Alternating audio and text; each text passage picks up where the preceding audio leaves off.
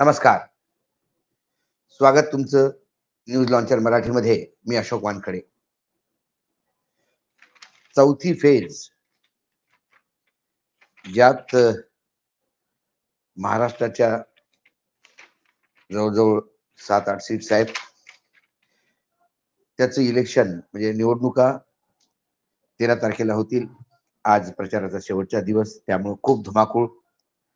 नंदुरबार, जळगाव, रावेर, जालना, औरंगाबाद म्हणजे संभाजीनगर, मावळ, पुणे, शिरूर, अहमदनगर, शिर्डी, बीड म्हणजे मराठवाडा आणि काही पुणे, शिरूर ह्या लागलेले काही एरिया किंवा मग नंदुरबार आणि रावेर म्हणजे खानदेशातला काही भाग, काही मराठवाड्यातला आणि काही पश्चिम महाराष्ट्रातला पुणे, शिरूर जर पकडलं तर त्याच्या निवडणुका होतील.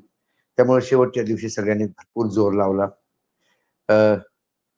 महाराष्ट्राचे साताऱ्याचे छत्रपती उदयनराजेपासून तर अजितदादापासून तर सगळे उद्धव ठाकरे, शरद पवार यांनी शेवटचं एक वेळा मतदारांना आवाहन केलं. अहमदनगरमध्ये एका ठिकाणी बोलताना अहमदनगर दक्षिण मध्ये सुजय विखे पाटील यांच्यासाठी अजित पवार आले होते भाषणाला. ते भाजपाचे उमेदवार आहेत तिथे, मागच्या वेळचे खासदार, यावेळेला पुन्हा रिंगणात आहेत. आणि तसं पाहिलं तर अहमदनगर म्हटलं तर हा साखर सम्राटांचाच जिल्हा. कोल्हे, विखे पाटील, काळे हे अशी घराणं होती. आणि विखे पाटलांचं फार जुनं घराणं, जवळजवळ ही 3री-4थी पिढी राजकारणात. आणि जेव्हा ते रिंगणात आले तेव्हा ही सीट राष्ट्रवादी काँग्रेसकडे गेल्यामुळे, जरी आता अजित पवार ओरिजिनल राष्ट्रवादी घेऊन बीजेपी सोबत आहे, तर बीजेपीने त्यांच्या तोंडाला पाणी पुसलं आणि मग दादांना ही सीट सोडावी लागली. दादांना बरंच सोडावं लागलं. दादांकडे फक्त 4च लोकसभा आहेत. पण दादांना वाटलं की ती एनसीपीची सीट होती एकेकाळी, त्यामुळे आपला तो अधिकार आहे. शरद पवारांनी तिथे निलेश लंकेंना उतरवलं. निलेश लंके आमदार आहेत त्याच जिल्ह्याचे. आणि कोविडच्या काळात एका आमदारांनी ग्रामीण लोकांच्या मदतीने, त्यांच्याच सहकार्याने एक फार मोठं रुग्णालय तिथे उभारलं होतं. टेम्पररी रुग्णालय, टेंट लावून. आणि त्याची चर्चा सगळीकडे झाली होती. त्यांनी ते शरद पवारांचं नाव दिलं होतं. शरद पवार फार इमोशनल झाले होते. त्यामुळे या पळापळीत निलेश लंके शरद पवारांसोबतच राहिले आणि त्यांना शरद पवारांनी सुजयच्या समोर उतरवलं. त्यामुळे ही सीट थोडी टफ फाईट मध्ये आली आणि निलेश लंके जर निघून गेले, म्हणजे जिंकून आले, तर आश्चर्य वाटायला नको. शेवटी आज दादांनी सुद्धा सुजयसाठी खूप बॅटिंग केली. तर दादा जेव्हा नेहमीच्या स्टाईलमध्ये भाषण करत होते तेव्हा त्यांना एक चिठ्ठी आली स्टेजवर, आणि मग ती चिठ्ठी वाचल्यावर दादा एकदम आक्रमक झाले आणि मग त्यांनी निलेश लंकेला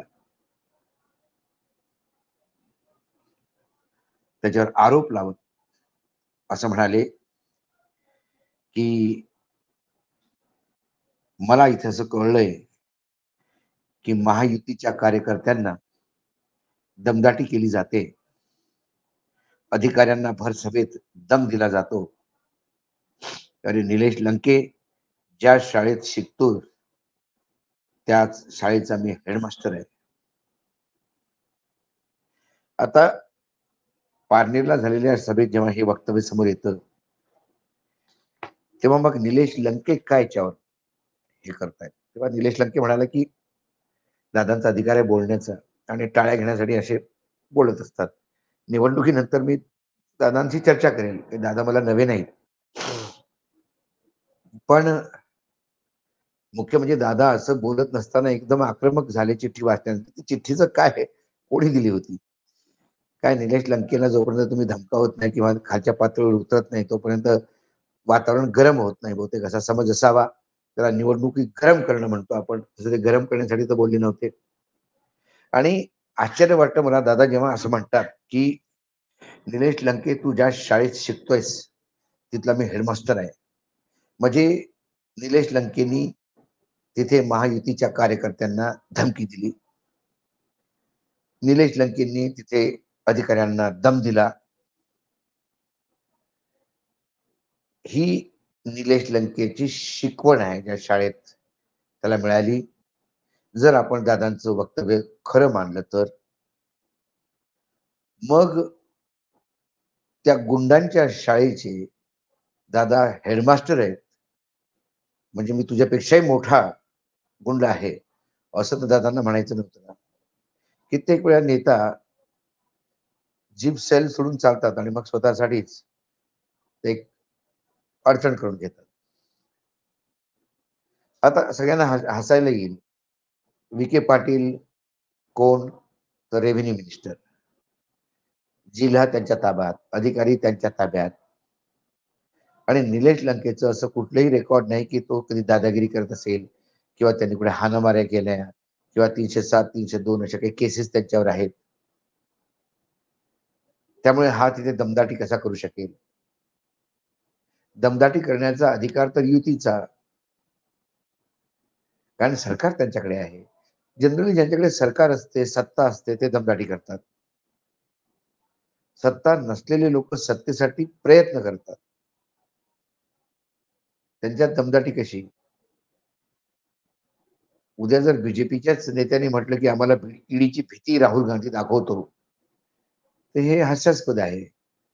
जसं पंतप्रधानांनी अडाणी अंबानीचा काळा पैसा राहुल गांधींनी घेतला म्हणून चूप बसले. आता 56 इंच ज्याची छाती आहे असा धाकड पंतप्रधान आपल्या देशात, ईडी सीबीआय बिलकुल साष्टांग दंडवत घालून दरबारामध्ये बसतं. त्यांना जरा जरी वास आला की लगेच त्यांनी धाडी टाकल्या असत्या अडाणीवर अंबानीवर. आणि एवढं सगळं व्हिजिलन्स असताना टेम्पो भरून भरून कसा पैसा गेला राहुल गांधीकडे हे कळत नाही. त्यामुळे ते तसं हास्यास्पद झालं, तसं हे लंकेवरचे आरोप हास्यास्पद दिसत होते. आणि दादांकडनं ही अपेक्षा नव्हती की तुम जिस स्कूल में पढ़ते हो मैं उसका हेडमास्टर हूं. तो हिंदी पिक्चर मधले डायलॉग ठीक आहे, पण काय दादा खरोखरच त्याच्यापेक्षा मोठे गुंड आहेत का जर निलेश लंके गुंड असेल तर? आणि मग निलेश लंके फार सोज्वळ माणूस असेल तर मग दादा तुम्ही त्याच्या शाळेचे हेडमास्टर, मग तुम्ही पण सोज्वळ. हे दादांना ठरवायला पाहिजे की ते कोण.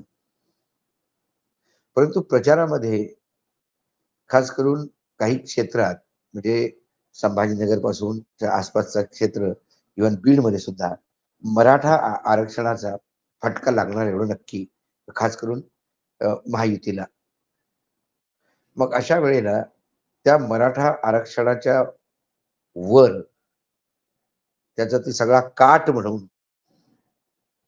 स्वयं छत्रपती शिवाजी महाराजांच्या वंशजांना प्रचार सभेत झोपवलं. आणि सातारचे उदयन महाराज प्रचार सभेत आले पंकजाताईंच्या, आणि ते जे बोलले त्याची मी क्लिप दाखवतो तुम्हाला. तुम्हाला कळलं तर मलाही सांगण्याचा प्रयत्न करा खाली कॉमेंट मध्ये लिहून. आज एवढंच. उद्या येतो पुन्हा काही विषयासोबत. तोपर्यंत नमस्कार. पाहत रहा न्यूज लॉन्चर मराठी. पण स्विच ऑफ करायच्या अगोदर महाराजांचं वक्तव्य जरूर ऐका. आज मला सांगा, तिन्ही पंकजांनी तुमच्याकडं हात पसरून हे करायचं? मला एक सांगावं. मग सगळ्यांचे लांब लचक सगळे आमदार खासदार सगळे जे काय, मला एक सांगा, एक प्रश्न विचारतो तुम्हाला. जेव्हा कृपया कोणावरती हे सगळ्यांचं शरीर आणि स्वास्थ्य व्यवस्थित राहिलं पाहिजे, त्यावेळेस का कोण विचार करत नाही? जेव्हा चुकून माकून हॉस्पिटलला जातो आपण त्यावेळेस का? त्यावेळेस आपण ब्लड ग्रुप चेक करतो.